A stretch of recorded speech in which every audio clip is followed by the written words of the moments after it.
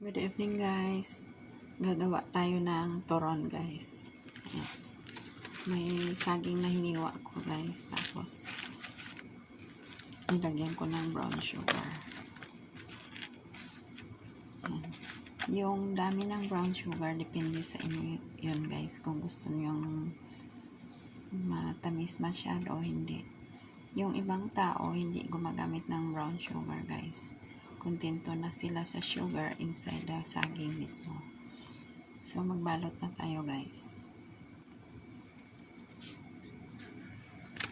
Yung iba nagtuturon ng pinisa na saging. Pero ako guys, hindi ako kampante doon kasi yung saging, pag pinisa mo na, lalong nag-a-absorb yan ng mantika. So, alam naman natin na ang mantika ay hindi gaanong maganda sa katawan. So, dahil kakainin lang naman namin to, damihan ko na paglagay guys. Pero kung paninda, 2 piraso lang talaga yung ilagay mo dyan.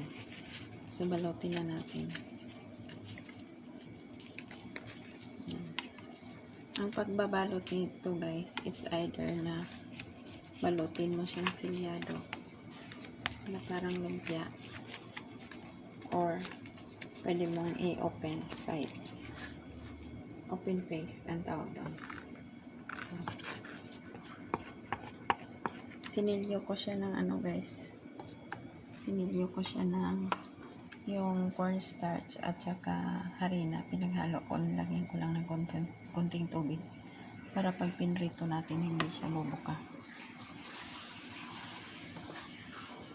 Yan. Tapos i-roll mo lang ng ganun. Yan. Tabi na natin.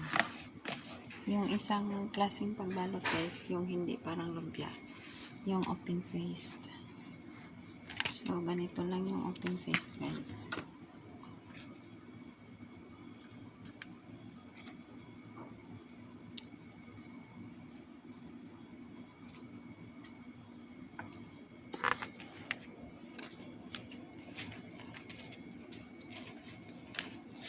So, nasa sa inyo yun guys kung gusto nyo ng open faced or yung parang lumpia style.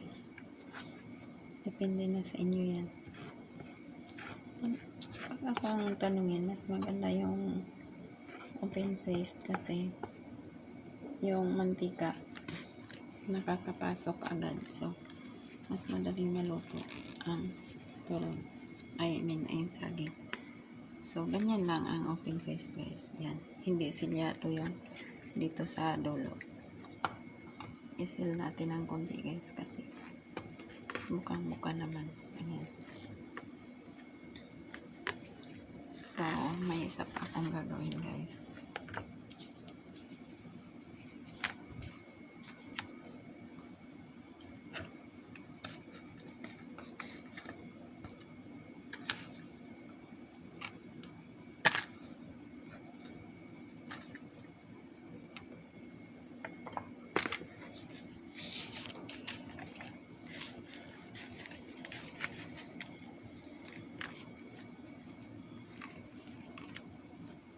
So, open face pa rin yan siya.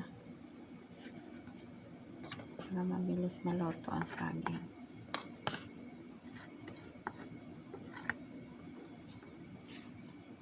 Yan. Roll natin. Tapos i-prito na natin. Yung pagprito nito guys, pwede namang kasing bago mo siya balutin, na prito na siya ng half cook. Kung gusto mong mabilisan. Pero kung gusto mo naman ang ordinary style,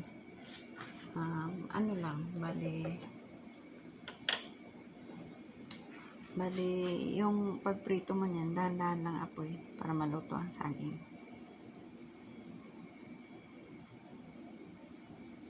So dito guys, meron na akong mantika sa kawali. I-on na lang natin.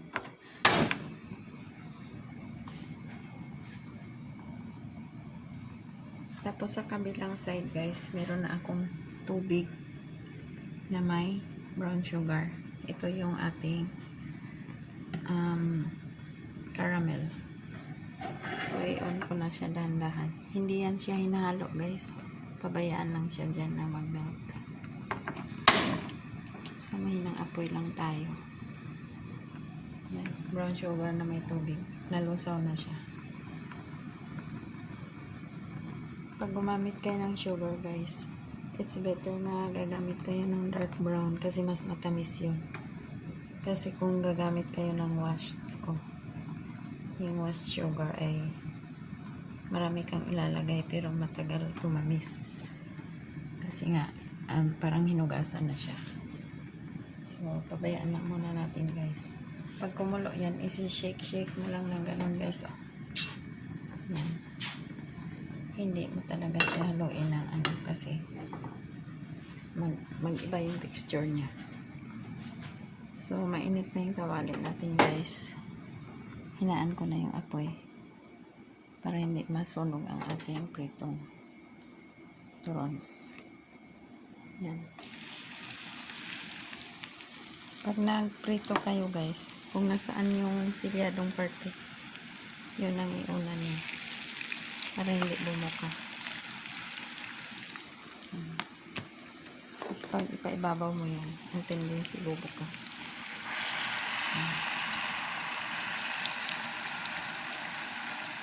Mahina lang apoy, guys. Yan, mahina lang.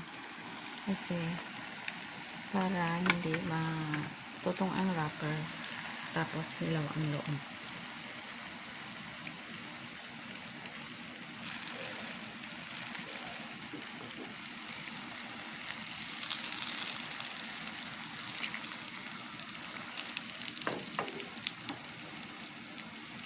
Skibla. Ayan, nagsimula na siyang nag-boil. I-shake lang to siya, guys. Hindi talaga yan siya hinahalo ng ladle. I-shake mo lang siya hanggang sa malusaw lahat at magiging caramel. So, hinang-hinang apoy lang.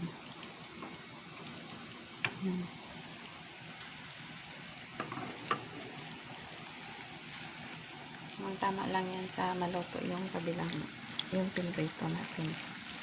Balik pa rin ko na, guys.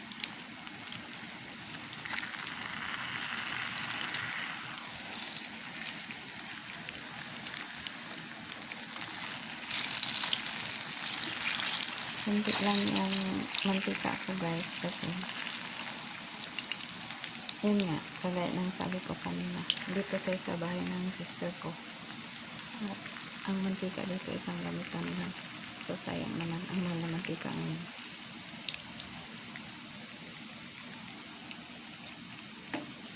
Yung kapal ito.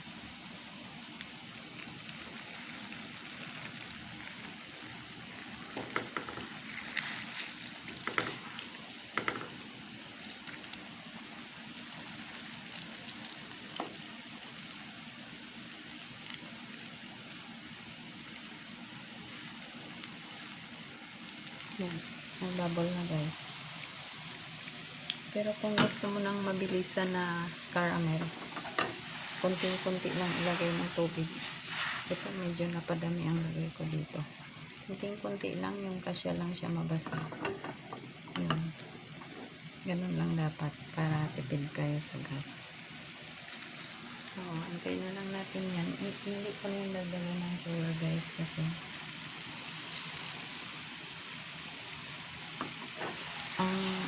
ang sugar kasi hindi naman anong kagandahan sa katawan. So, tama na lang yan kasi may sugar naman yung palaman ng saging natin.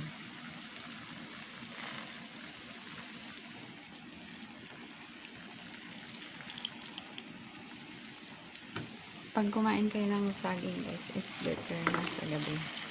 Gabi, sa umaga. Para mabuburn ang sugar. Pero diba, karamihan sa mga Pilipino kumakain ng turon sa gabi as dessert. Baliktad din, guys. Sa bagay, kung matagal naman kayo matulog, mag-burn pa rin ang katawan yun. Basta pagkatapos kumain, huwag lang umupo agad or humiga. para hindi kayo maging diabetic. Kasi mostly yung diabetic yung hindi gaano nagmamove na tao. Kulang sa galaw, exercise. Ayun guys, nangabol na talaga ang ating caramel. Hindi mo yan siya pwedeng patayin guys. Patayin mo lang yan ganun. Kasi pag pinatay mo yan, mag-iba na naman ang texture niya. So, ang gagawin ko ay, para mahabol natin yan, lakasan ko yung apoy dito guys. Yan. Para mahabol natin yan. Hinang-hina ko na lang ito.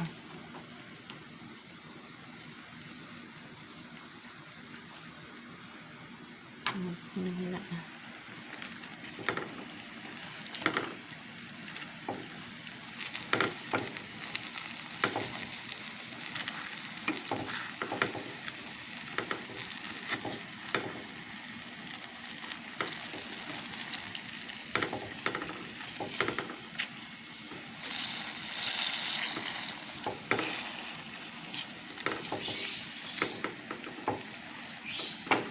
So, crispy na ang ating wrapper guys. Pwede nang patayin bago matutong itong wrapper. So, patayin ko na guys. May remaining heat pa naman yung mantika.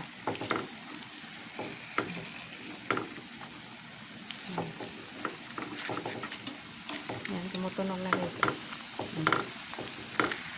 Crispy na. Crispy na yung wrapper. So, ang pag-coat dyan guys, it's either na palamigin nyo muna yung turon or idirekta nyo na. Pero, tanggalan nyo muna ng mantika para dumikit kasi hirap yan siya dumikit kapag maraming mantika.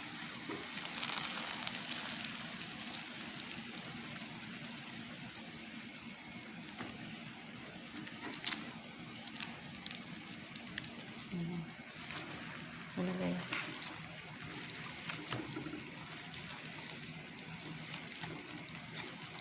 yan, ganda. Yung iba pag nag-coat ng turon, hindi ginagawang caramel, hinahalo na agad sa doon sa pagprito pa lang. Hindi pantay ang paggagawa ng guys. Ito, sigurado ka na crispy yung turon mo. Tsaka yung caramel mo hindi namumuo na parang asukal. Yan. Parang syrup lang ang dating guys. O diba ang sarap nito guys. Tingnan niyo ang tunog.